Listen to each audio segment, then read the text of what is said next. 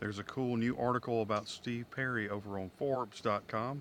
We'll talk about that and some more stuff coming right up. And now it's time for Steve Perry News with Gary Stuckey. All Steve Perry News. Hello, everybody. Welcome back to another episode of Steve Perry News. And the day is getting closer. October 5th. It's coming. It's almost here. Some have already got their albums and their CDs and autographs in the mail, and they're listening to the new CD. But the official release date, October 5th, this Friday. I'll be going to Target and getting the extra 5 songs, as a lot of other people will be.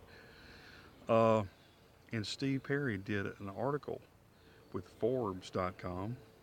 Very interesting article, and goes over a lot of different subjects. Some he's mentioned before, but always informative and expressing his emotions. And it's a good read. Go check it out on Forbes.com. But Steve talks about how he went to bat for Neal in the song "Who's Crying Now," which is my favorite solo by Neal Schon. And favorite Journey solo too. And but as the song fades out, it goes on for a couple of minutes. Of Neal's outro solo.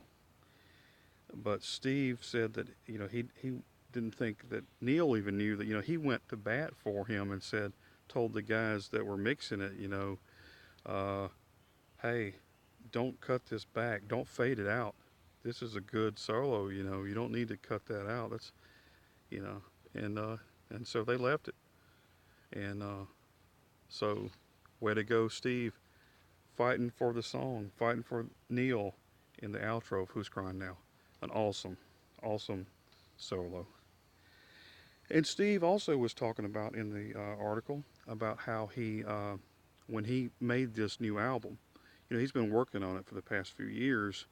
And of course, it's a very emotional album dealing with his losses and hurts and different aspects. There's some upbeat songs, as he said. But he didn't have a target audience. There's the target word. But he didn't have a target audience. He didn't try to write another, escape album or something, or even street talk, and try to make everyone hits and polish them and try to do all that. He said he went from perfectionism to like being more expressive.